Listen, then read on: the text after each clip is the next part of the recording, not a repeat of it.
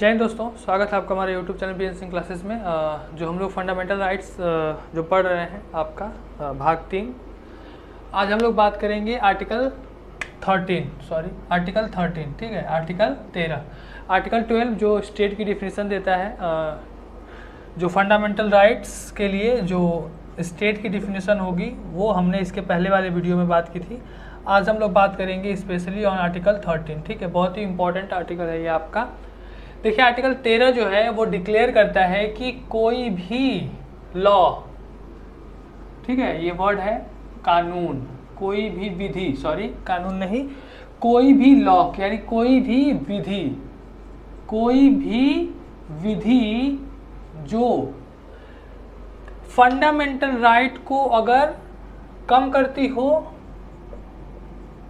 अल्पीकरण या उसे खत्म करने की कोशिश करती है, यानी कि अगर किसी भी सरकार के द्वारा या किसी भी अथॉरिटी के द्वारा अगर कोई विधि बनाई जाती है, कोई लॉ बनाई जाती है जो किसी भी हद तक या अगर वो किसी भी तरीके से अगर वो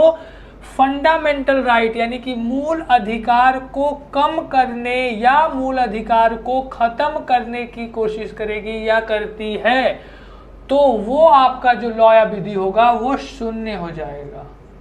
वो आपका शून्य हो जाएगा यानी कि खत्म हो जाएगा, ठीक है। तो वो कानून खत्म हो जाएगा। अब ध्यान दीजिएगा, आर्टिकल 13 में जो लॉ लिखा है, विधि लिखी है, इस लॉ के अंतर्गत क्या क्या आएगा, ठीक है। तो उसको डिफाइन किया है कि विधि के अंतर्गत कौन कौन सी चीजें आएंगी। तो विधि के अंतर्गत आपकी जो जो चीजें आएंगी, उसके पहले हम लोग आर्टिकल 13 में कुछ और चीज़ें देख लेते हैं। इंपॉर्टेंट फैक्ट देखिए, सबसे इंपॉर्टेंट चीज़ क्या था कि आर्टिकल 13 सुप्रीम कोर्ट को पावर देता है, मतलब कह सकते हैं कि आर्टिकल 13 से ही जो ये आपको जो शक्ति मिली है कि किसी भी हद तक अगर जो आपके फंडामेंटल राइट्स हैं अगर वो ख़त्म होते हैं या उन्हें कम किया जाता है तो वो शून्य हो जाएंगे। और जो आपका जुडिशियल रिव्यू है, जुडिशियल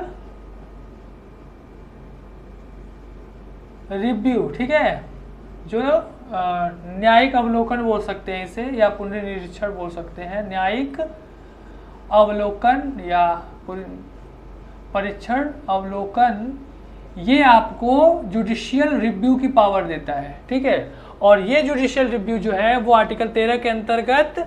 आपको सुप्रीम कोर्ट को आर्टिकल 32, आर्टिकल 32 और हाई कोर्ट को आर्टिकल 226, आर्टिकल 226 के अंतर्गत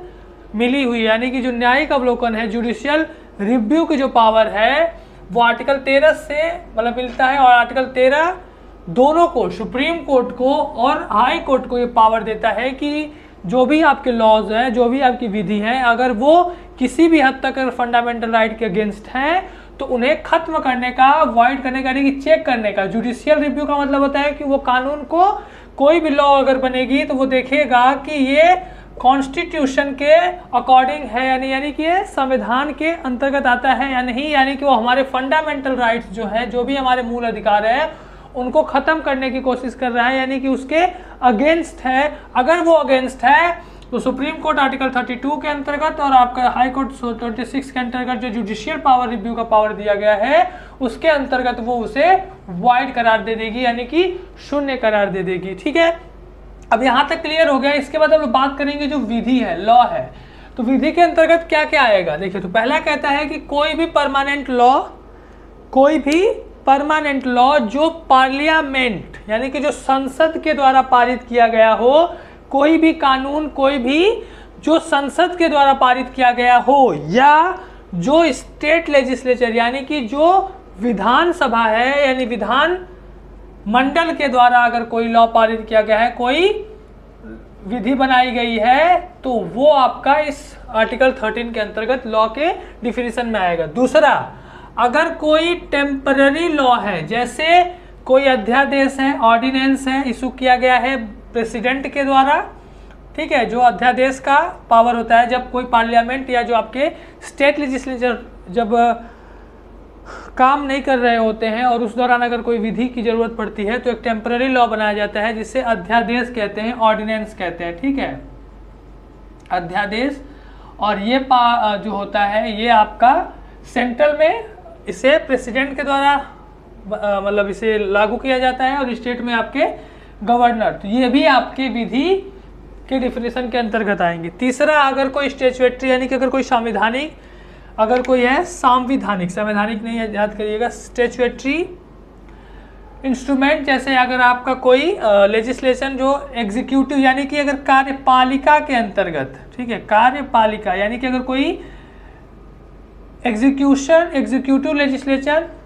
जैसे आपका कोई बाई ऑर्डर हो, कोई विधि हो, कोई रेगुलेशन हो, या कोई नोटिफिकेशन यानी कि कोई अधिसूचना जारी की गई हो सरकार के तरफ से, तो ये सब, ठीक है, यानी कि डे बाय डे अगर जो हमारे यहाँ जो आपका कह सकते हैं कि जो हमारी सरकार के 3 अंग हैं, चाहे वो लेजिस्लेचर हो,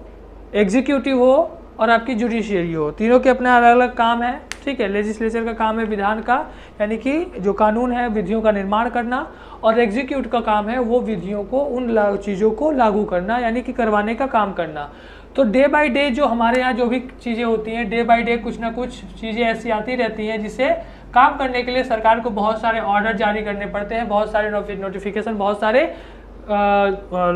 मतलब काम करने के लिए बहुत सारे ऑर्डर जारी करने पड़ते हैं, और उन ऑर्डर को सरकार स्टैट्यूटरी इंस्ट्रूमेंट के रूप में उसको देखा जा सकता है, ठीक है। डे बाय डे वर्क के लिए जैसे कोई बाय ऑर्डर हो गया, कोई रूल रेगुलेशन हो गया, कोई नियम हो गया जो सरकार के द्वारा बनाया जाता है, ये सब भी आपके आर्टिकल 13 के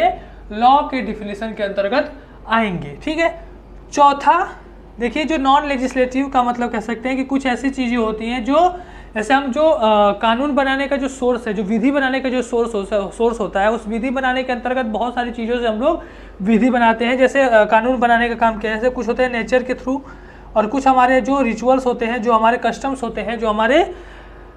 यूजेस होते हैं, उसके जरिए भी बहुत तरीके से जो फोर्स ऑफ लॉ, ठीक है, कस्टम्स हो गए, आपकी जो प्रथाएं होती हैं और जो यूजेस होती हैं, उसके नाम पे अगर ये इनके जरिए भी अगर कोई कानून बनाया गया है तो भी वो विधि के अंतर्गत आएगा, ठीक है। तो देखिए, ये जो आपके जो ABCD,